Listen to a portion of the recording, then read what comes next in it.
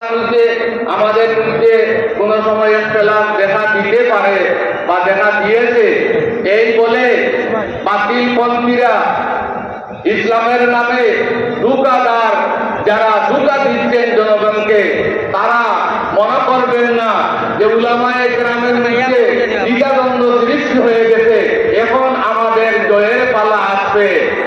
এই ভুল সিদ্ধান্ত এবং এই ভুল ধারণা কোনো দিনও করিও না, তোমাদেরকে হুঁশিয়ার করে দিচ্ছি।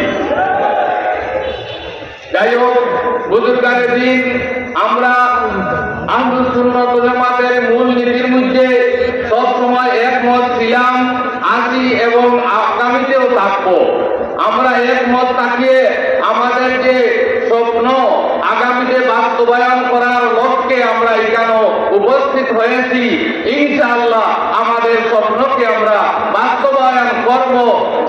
যা কিছুর বিনিময়ে হয় আমরা স্বপ্নকে বাস্তবায়ন করার চেষ্টা করব।